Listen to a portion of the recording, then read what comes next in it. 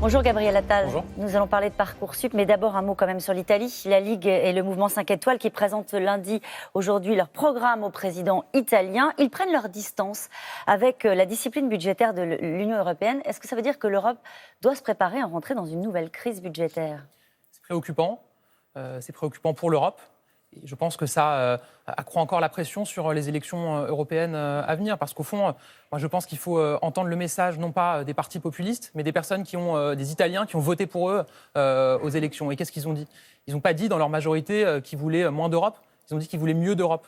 Parce qu'ils considéraient que l'Europe n'avait pas été assez présente sur la crise migratoire, qu'ils se prennent de plein fouet, sur la crise économique qu'ils ont subie. Et donc, il faut réinventer ça. C'était le sens du discours de la Sorbonne du président de la République. On va continuer à avancer dans cette direction. Mieux d'Europe, c'est compliqué. Quand ils ont dit ça lors des élections, ils entendaient une Europe qui prend aussi ses distances par rapport à la pression budgétaire. Le ministre de l'économie a mis en garde l'Italie hier sur les engagements économiques vis-à-vis de l'Europe. Un avertissement que le patron de la Ligue, Matteo Salvini, a jugé inacceptable. Il a eu cette phrase, il a dit que les Français s'occupent de la France et ne mettent pas leur nez dans les affaires des autres. Ça paraît assez clair. On a tous un destin commun en Europe, parce qu'on est liés notamment par une zone euro. L'important, encore une fois, c'est vraiment de proposer un nouveau projet européen qui réponde aux crises directes que vit l'Italie. Et ces crises, c'est une crise économique dont elle est en train de sortir, une crise migratoire aussi. Et là-dessus, il faut qu'on avance et il faut qu'on ait des solutions européennes. C'est ça qu'on va construire. Mais ça veut dire qu'il faut prendre, quand ils disent qu'ils veulent prendre leur distance par rapport à la discipline budgétaire, il y a un rappel à l'ordre très ferme du ministre de l'économie.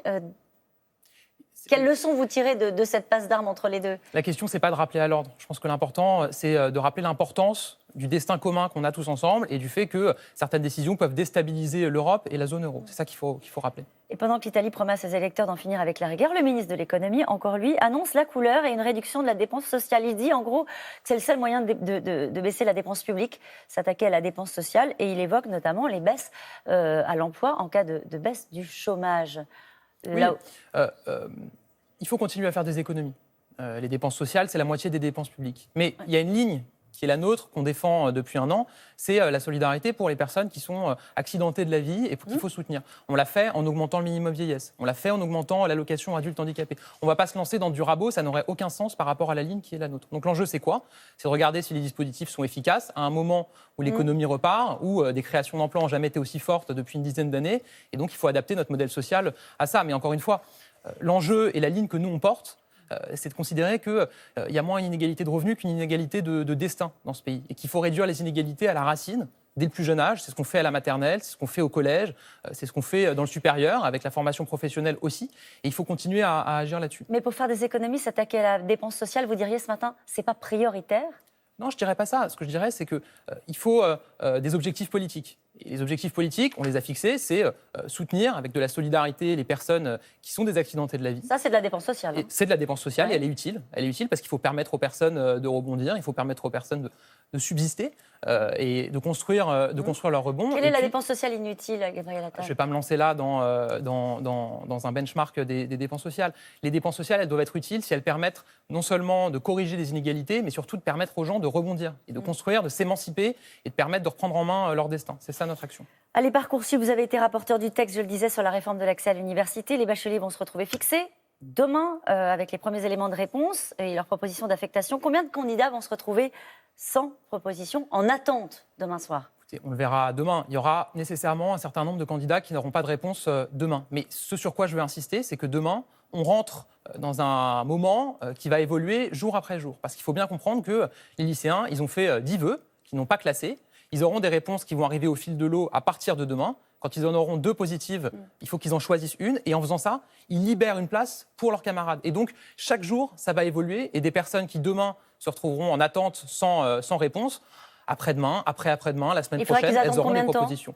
Ça dépend des filières, ça dépend des personnes. Mais ce sur quoi je vais insister, c'est vraiment la sérénité. Parce qu'on rentre dans un processus, c'est le premier jour demain, ça va évoluer. Et ce que je veux dire aussi, c'est qu'il y aura un accompagnement personnalisé pour les lycéens. Il y aura un numéro vert qui va être mis en place. Il y aura un espace de chat pour pouvoir en ligne poser des questions si on est inquiet, si on veut avoir des réponses. Les professeurs principaux vont être associés, on leur communiquera toutes les informations.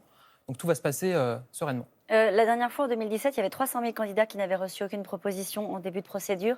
Ça pourrait être un chiffre comme celui-ci ? On On peut être dans cet ordre-là. Honnêtement, on verra demain soir. Mais oui, il y aura des personnes qui seront en attente. Mais ce que je veux dire, c'est qu'avec l'ancienne procédure, on fonctionnait par vague. Donc, effectivement, au début, il y avait 300 000 personnes qui n'avaient pas de réponse. Et puis, ils ont attendu plusieurs semaines, voire plusieurs mois, avant d'avoir des réponses. Là, tous les jours, ça va évoluer. Est-ce que les étudiants pourront demander pourquoi ils n'ont pas été sélectionnés ?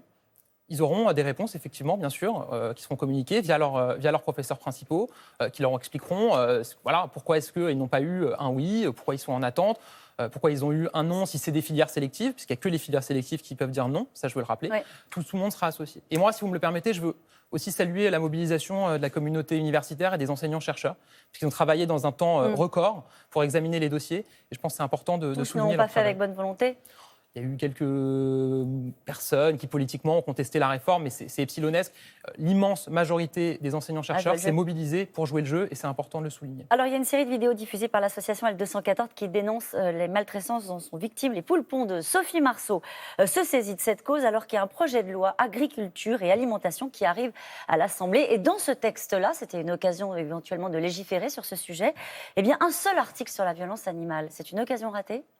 La discussion s'ouvre, vous l'avez dit, donc on va discuter au Parlement. Ce qui est sûr, c'est qu'il y a une demande de transparence et de traçabilité des Français qui ne date pas d'aujourd'hui. Il y a eu des nouvelles vidéos ce week-end, il y en avait eu avant dans les abattoirs. Moi, je suis favorable à ce qu'on aille plus loin contre les violences animales, sur la traçabilité, la transparence, dans les abattoirs, avec un contrôle vidéo, et qu'on interdise les élevages de poules en batterie en France, parce que quand on voit les images, c'est tout simplement insupportable. Donc il faut avancer. Il y a des amendements qui sont proposés par des députés de La République En Marche. Je les voterai. Et je souhaite qu'il puisse être adopté. Contre l'avis du ministre, parce que lui, il dit que ce n'est pas utile, la vidéosurveillance dans les abattoirs. On aura une discussion, mais moi, je suis convaincu, et d'autres députés de La République En Marche sont convaincus qu'il faut avancer dans cette direction. Donc, vous êtes également membre de la Commission des affaires culturelles à l'Assemblée. Il paraît, selon le Parisien, que le Premier ministre reçoit les patrons de l'audiovisuel public à Matignon aujourd'hui. Est-ce qu'il va être question uniquement d'économie ? Non, justement, le sens, et le président de la République l'avait dit sur votre antenne, c'est d'abord de se demander quelles sont les missions et les objectifs qu'on donne à l'audiovisuel public. Au fond, à chaque fois qu'on a discuté audiovisuel public, on est toujours entré par le biais économie, gouvernance, personne. Là, il faut aller plus loin que ça. Il y a la question des territoires, il y a la question de la gouvernance, de l'efficacité. Moi, il y a une question qui me tient particulièrement à cœur, qui est celle des jeunes, de la jeunesse. Parce que c'est eux qui, demain, continueront à payer la redevance. Et pour ça, il faut qu'ils aient le sentiment que l'audiovisuel public s'adresse à eux. Et moi, je pense qu'il est un peu illusoire d'imaginer que les jeunes vont revenir sur du hertzien, sur du linéaire. Il y a des médias qui sont destinés aux jeunes aujourd'hui dans l'audiovisuel public. Pour moi, il faut regrouper leurs talents, regrouper leurs moyens pour créer un vrai média digital. Là, vous parlez de France 4 notamment ? Oui, France 4 notamment, Move. Il y a des talents et des moyens. Il faut les regrouper et créer un vrai média digital de production, d'éditorialisation de contenu en direction des jeunes sur le web. Ça veut dire supprimer des chaînes ? Ça veut dire mieux allouer les moyens sur le numérique pour s'adresser aux jeunes via le digital. Parce que les jeunes, aujourd'hui, ils ont acquis la maîtrise du temps et de l'espace quand ils consomment des contenus. Gabriel Attal, c'est une façon bien élevée de dire qu'on va supprimer France 4 ? Non, parce que l'enjeu, encore une fois, c'est pas de supprimer, c'est pas d'être dans des économies brutes. L'enjeu, c'est de se fixer des objectifs. Il faut que les jeunes puissent participer à l'audiovisuel public. Merci beaucoup, Gabriel Attal. Savouthierry.